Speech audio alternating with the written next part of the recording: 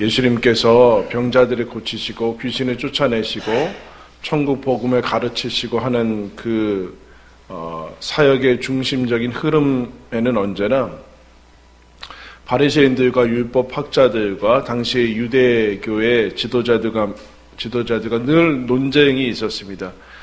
유대인들이 계속해서 예수님을 시비를 걸고 오늘 말씀처럼 예수님에 대해서 고소하고 고발하고 그 조건을 찾으려고 하고 결국에는 죽이려고 하고 마침내는 십자가에 죽이는 그 일들을 이제 하게 됩니다. 한쪽에서 계속해서 예수님이 그 공격과 그 방해를 이제 맞서서 얘기를 하시는데 굳이 그것들을 잘 복음서에 정리를 하시고 또 얘기를 하신 것을 봅니다. 왜 그러는가? 어떤 특정 사람에게만 해당되는 그런 일이 아니라 우리가 얼마든지 바리새인들과 서기관들이 가지고 있었던 그런 마음과 생각과 그 삶에 빠질 수 있기 때문에 거기에 대한 오류를 지적하시고 얘기를 하시면서 예수님이 그 어떻게 보면은 반대적인 여기에 빠지지 말고 예수님을 잘 따라오라라는 것을 얘기를 해주십니다. 그 중에 제일 많은 논쟁이 있었던 것은 유대교에 있어서 안식일에 대한 것입니다. 다른 계명들도 중요하지만 유대인들이 철저하게 지켰던 안식일에 대해서 예수님에 대해서 제일 많이 시비를 걸었고 예수님도 거기에 대해서 많은 교정들을 해준 것을 이제 보게 됩니다.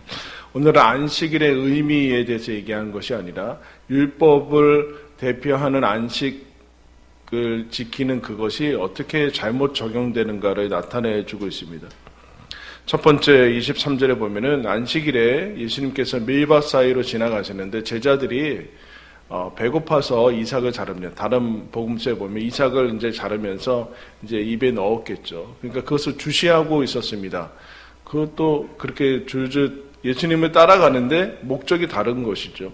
따라가다가 제자들이 그것을 하는 것을 보고 그것을 안식일에는 어느 정도까지 이제 유대교에서 몇백가지 계명을 가졌습니다.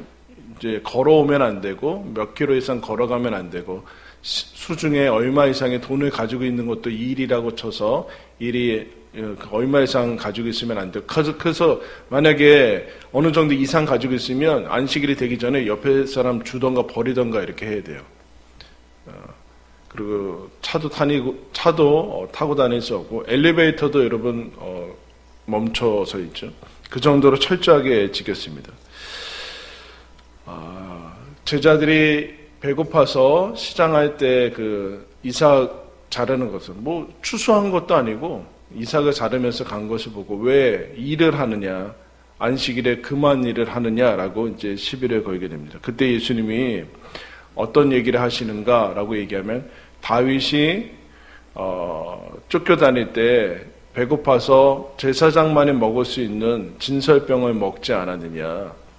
그때 하나님께서 그것에 대해서 시비를 걸지 않았다. 그 얘기를 하면서 27절에 이런 얘기를 합니다.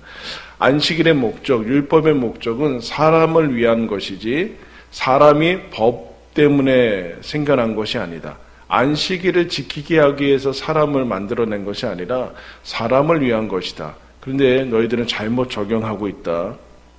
율법의 정신을 잃어버렸을 뿐만 아니라 동시에 율법의 주인도 잃어버렸다. 28절에 이렇게 얘기하죠. 인자는 안식일에도 주인이다. 무슨 얘기예요? 안식일을 만든 분이 나다. 그 얘기를 하는 겁니다.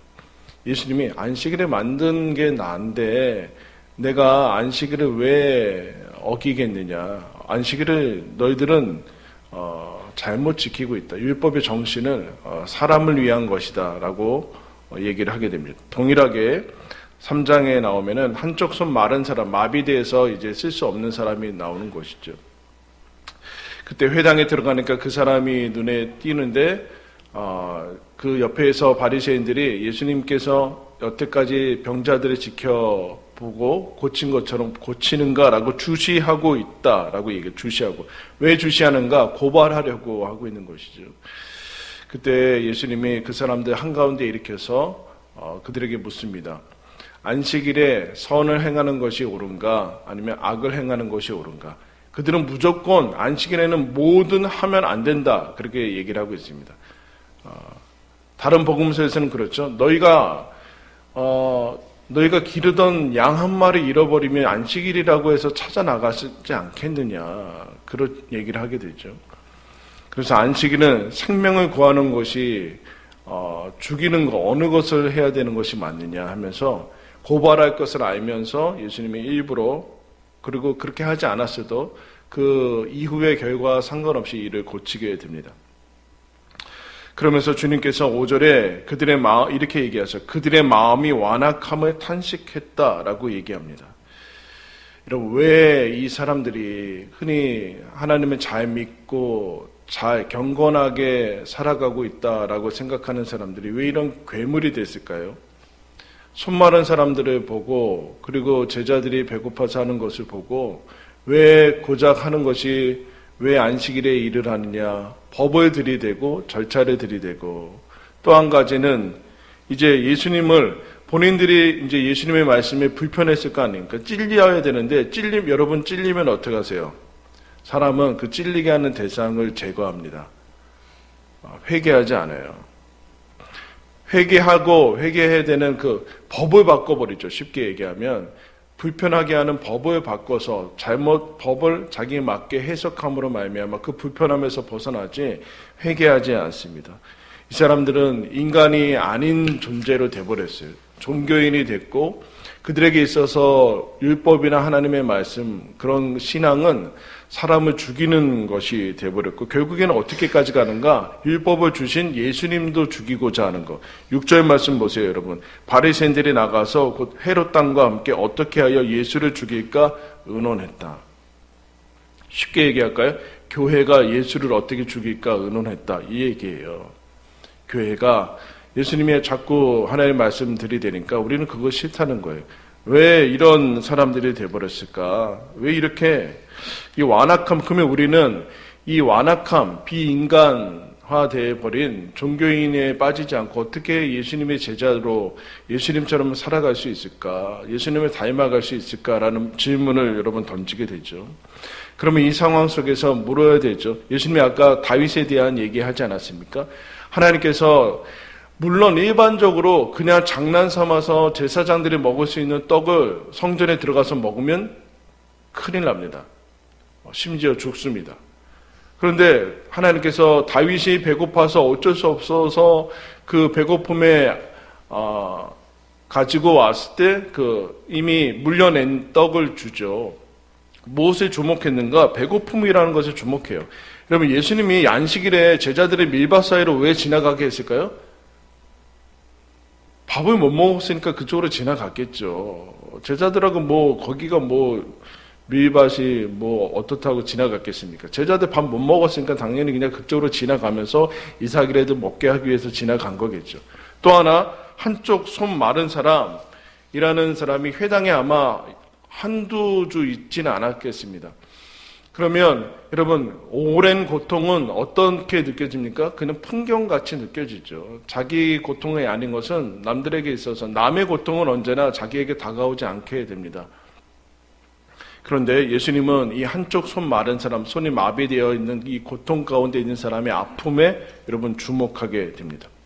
바리새인들과 종교인들은 남의 고통과 아픔과 배고픔이 그냥 하나의 풍경이고 내 편리함과 내 편안함을 침범하는 장애물 정도로 생각하게 돼서 어떻게든 그들과 거리를 떼어야 되고 격리해야 되고 내 삶 가운데 침범하지 않는 것이 거룩함을 지키는 것 정도로만 삼습니다. 예수님이 어제 여러분 어떻게 했습니까? 세리와 죄인들과 함께 있었습니다. 그런데 바리새인들과 종교인들은 세리와 그 죄인들과 떨어져 있는 것이, 구별되어 있는 것이 그게 거룩함을 유지하는 것이라고 생각했습니다. 정반대로 예수님이 하는 것이죠. 그리고 우리가 광림에서도 예배드리고 초등학교에서도 예배드리고 근데 여기는 상가 아닙니까? 상가. 제가 하루 종일 여기 있으면 역시 교회는 삶의 한복판에 있어야 되는 것 같습니다. 여기가 시장이거든요. 시장으로 들어가 있어요. 시장으로 들어가 있으니까 시장 한복판에 있는 건데 사람들 사는 게 그대로 드러납니다. 모든 상인들과 지나가는 사람들의 얘기들이 들리고 살고 그야말로 북적북적한 삶의 한복판에 있는데 거기에서 여러분 뭘 예수님이 우리는 어떻게 이 완악함에서 빠지지 않고 살 수 있는가 한번 따라하겠습니다. 고통에 주목한다. 고통에 주목해야지만 됩니다. 고통에. 예수님은 다윗과 제자들의 배고픔에 주목했고 손 마른 사람의 아픔과 고통에 여러분 주목하게 됩니다. 근데 바리새인들은 그들은 거기에 주목하지 않아요. 그 고통 자체를 외면하게 됩니다. 여러분 사랑이 뭡니까? 사랑은 처음에는 여러분 우리가 그냥 뭐 어떤 이제 좋은 감정이 들고 뭐 그런 것 같지만 사랑은 결국에는 고통을 보는 눈입니다. 고통을 보는 눈. 아픔을 감지하는 것이 여러분 사랑이라서 그 사랑은 그 고통과 함께 하는 거죠. 흔히 얘기해서 컴패션이라고 하지 않습니까? 같이 하는 거, 패션, 고통에 같이 하는 거. 그리고 고통 가운데 열정이 느껴져야지만 그것이 사랑인 것입니다. 공감을 넘어서서 동참하는 것이 여러분 사랑이죠. 그래서 예수님이 우리를 사랑한다라는 것은 우리의 죄로 인한 그 고통과 거기에 예수님이 멀리 하늘에서 팔짱 끼고 있지 않고 직접 인간의 삶으로 들어오셔서 그것을 여러분 직접 체험하고 완성시키는 것 아닙니까? 율법의 완성은, 율법의 목적은, 방향은, 율법이 가야 되는 그 목적지는 사랑인데 사랑을 가리켜서 이렇게 얘기합니다. 성경은 악을 행하지 않는 것이 사랑인데 그는 최선이다. 최저의 선이다. 그래서 율법이란 최저 가이드라인이지 최고선은 아니다. 율법에 이것저것 뭐 하지 마라 뭐 하지 말라라는 것은 최저로 가이드를 해주는 거고 너희들은 그거 가지고 사랑으로 가야 되는데 그 사랑을 가지고 있기 위해서는 어떻게 되는가? 고통을 볼 수 있는 눈을 가져야 된다. 그래서 신학자 워페이드라는 사람이 주님이 겪으신 대표적인 감정들이라는 논문을 썼는데 그 중에서 예수님이 복음서를 보면은 예수님이 가장 많이 겪으신 감정을 표현하는데 뭐라고 하는가? 불쌍히 여기사라는 것을 가장 많이 쓰셨다. 그럼 예수님이 웃지 않았을까요? 예수님이 웃지 않았어요? 성경에 보면 예수님이 웃은 그게 항상 우시고 그런 것들이 많은데 불쌍히 여겼다라는 것이 가장 많이 등장하고 있습니다. 그게 여러분 사랑인 것이죠. 그래서 여러분 예수님을 우리가 따라가고 우리가 삶이 변하기 위해서 우리의 눈이 바뀌어야 되는데 여러분 오늘 하루 이제 연습하십시오. 그리고 오늘 하루 연습하시고 계속해서 연습하시는데 사람들의 고통에 오늘 만나는 사람들의 고통에 주목을 해야 됩니다. 주목이 무엇인가 생각을 해야 되는 거죠. 이 사람 뭐가 힘들까? 분명히 힘든 게 있을 텐데 뭐가 힘들까? 무엇으로 아파하고 있을까? 라는 것을 생각을 해야 됩니다. 그냥 매번 봐가지고 나만 힘든 것만 자꾸 생각하는데 그러면 안 되고 이 사람 뭐가 힘들까? 뭐로 아파하고 있을까? 내 아내, 남편, 우리 자녀들 뭐 때문에 힘들어할까? 하면서 거기에서부터 그러면 내가 도와줄 수 있는 게 뭘까? 내가 고통을 덜어줄 수 있는 것은 뭘까?